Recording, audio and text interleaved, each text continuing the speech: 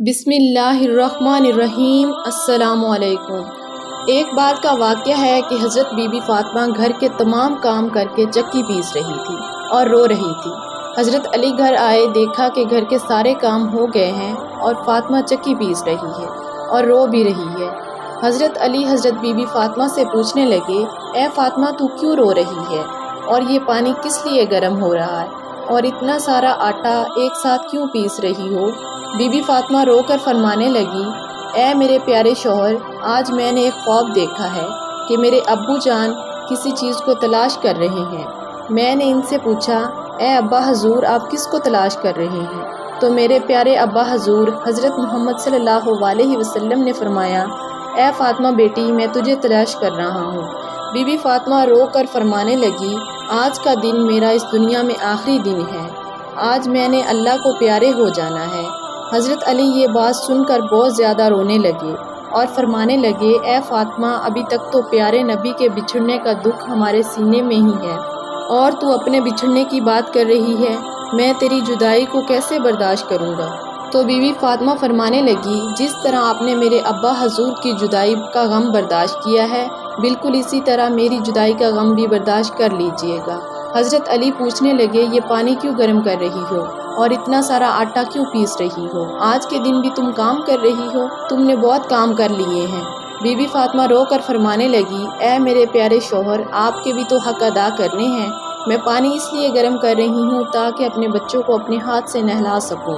میں آٹا اس لیے پیس رہی ہوں تاکہ میرے بچے اور آپ اس آٹے کی روٹیاں بنا کر کھا سکیں۔ میں کپڑے دھو چکی ہوں تاکہ آپ لوگوں کو دھلے ہوئے کپڑے مل سکیں اور آپ پہن سکیں۔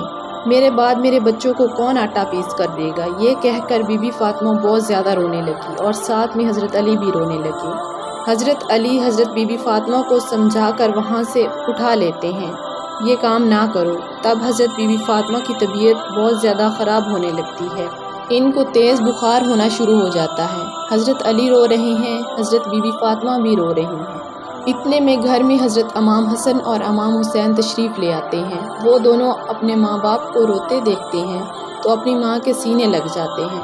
ذرا سوچئے وہ کیسا منظر ہوگا، وہ کیسا عالم ہوگا جس ماں کو پتہ چل جائے کہ آج اس نے اس دنیا سے رخصت ہو جانا ہے، اور میرے بچوں کا کیا بنے گا؟ میرے بچوں کو کون کھانا دے گا؟ میرے بچوں کو کون روز سلایا کرے گا؟ اس ماں کے دل پر کیا گزر رہی ہوگی؟ حضرت علی بہت زیادہ رونے لگے اور حضرت بی بی فاطمہ بھی رونے لگی۔ اپنے ماں باپ کو دیکھ کر امام حسن اور امام حسین بھی رونے لگے اور پوچھنے لگے، ابا جان، آپ کیوں رو رہے ہیں؟ حضرت علی خاموش رہے۔ پھر بی بی فاطمہ سے پوچھنے لگے، اے امی حضور، آپ کیوں رو رہی ہیں؟ تو حضرت بی بی فاطمہ کہنے لگی، تم دونوں اپنے نانا حضور کی قبر پر چلے جاؤ۔ حدیث میں آتا ہے، امام حسن اور امام حسین اپنے پیارے نبی حضرت محمد صلی اللہ علیہ وسلم کی قبر پر چلے جاتے ہیں، وہاں جا کر بیٹھ جاتے ہیں۔ تب اندر سے آواز آتی ہے، اے میرے پیارے بچوں، تم لوگ واپس اپنی ماں کے پاس چلے جاؤ، میرے پاس تم لوگ آتے ہی رہو گے۔ آج اپنی ماں کو جی بھر کے دیکھ لو، آج کے بعد تم لوگوں کو تمہاری ماں دیکھنے کو نظر نہیں آئے گی۔ جب یہ بات حضرت امام حسن اور امام حسین کے کانوں میں پڑتی ہے تو وہ دوڑتے ہوئے گھر چلے جاتے ہیں اور اپنی ماں کے سینے کے ساتھ لگ جاتے ہیں اور خوب روتے ہیں۔ حضرت علی بھی رو رہے ہیں، حضرت بی بی فاطمہ بھی رو رہی ہیں، امام حسن بھی رو رہے ہیں، امام حسین بھی رو رہے ہیں۔ اتنے میں بی بی فاطمہ کی طبیعت اور زیادہ خراب ہو جاتی ہے اور حضرت علی کو اپنے پاس بٹھا کر 3 باتیں کہتی ہیں۔ پہلی بات یہ کہتی ہے کہ میں نے آپ کے ساتھ کوئی کوتاہی، آپ کی خدمت میں کوئی کوتاہی کی ہو، آپ کا کوئی حکم نہ مانا ہو تو مجھے معاف کر دیجیے گا۔ حضرت علی رو کر کہتے ہیں، اے فاطمہ، تو نبی کی بیٹی ہے، آپ نے اپنا حق پوری طرح ادا کیا ہے، میں تو اس سے ہمیشہ خوش ہوں، مجھے تو اس سے کوئی گلہ نہیں۔ حضرت بی بی فاطمہ دوسری بات کہتی ہیں، اے میرے پیارے شوہر، جب میں اس دنیا سے وفات پا جاؤں تو آپ نے دوسری شادی کرنی ہو تو کر لیجئے گا، میرے بعد میرے بچوں کو میرے جتنا پیار دیجیے گا، ان کو ماں کی کمی محسوس نہ ہونے دیجیے گا۔ اور حضرت بی بی فاطمہ کی تیسری بات آپ کو بھی حیران کر دے گی۔ حضرت بی بی فاطمہ کہتی ہیں، جب میں وفات پا جاؤں تو میرے جنازے میں کسی کو نہ بلائیے گا۔ یہ بات سن کر حضرت علی حیران ہو جاتے ہیں اور کہتے ہیں، اے فاطمہ، تو نبی کی بیٹی ہے، میں تیرے جنازے میں کیوں کسی کو نہ بلاؤں؟ تو حضرت بی بی فاطمہ فرماتی ہیں، میں نے آج تک خود کو پردے میں رکھا ہے، مجھ پہ کسی غیر مرد کی نظر نہیں پڑی۔ میں چاہتی ہوں کہ میرے جنازے کے بعد بھی مجھ پر کسی غیر مرد کی نظر نہ پڑے۔ جب شام ہو جائے، اندھیرا ہو جائے تو آپ مجھے دفن کر دینا۔ یہ بات سن کر حضرت علی بہت رو رہے ہیں۔ حضرت بی بی فاطمہ بھی رو رہی ہیں۔ ذرا سوچئے وہ کیسا منظر ہوگا جب ماں رخصت ہو رہی ہو ہمیشہ کے لیے اس دنیا سے، اور اس کے بچے اس کے پاس بیٹھ کر رو رہے ہیں۔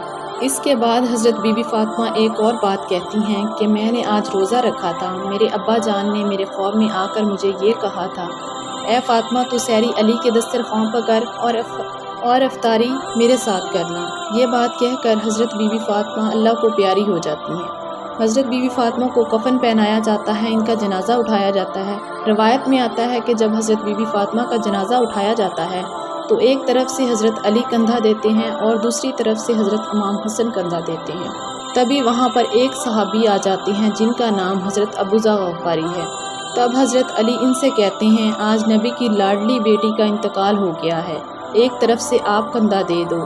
پھر جنازہ اٹھایا جاتا ہے۔ روایت میں آتا ہے کہ وہ دونوں معصوم بچے حضرت امام حسن اور امام حسین رو رہے ہیں۔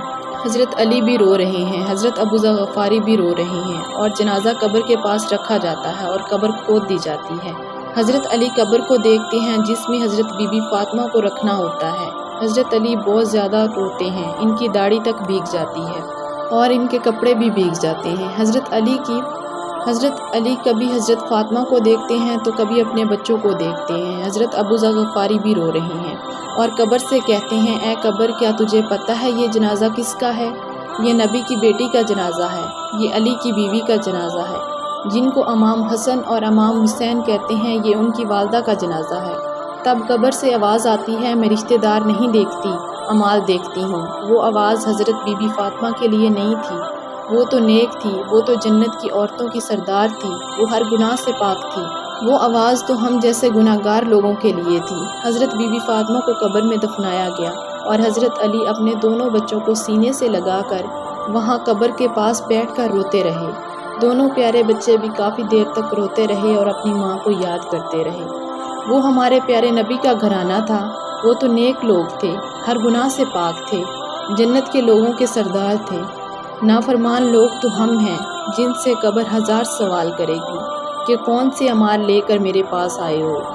اللہ پاک ہم سب کو نیک اعمال کرنے کی توفیق عطا فرمائے۔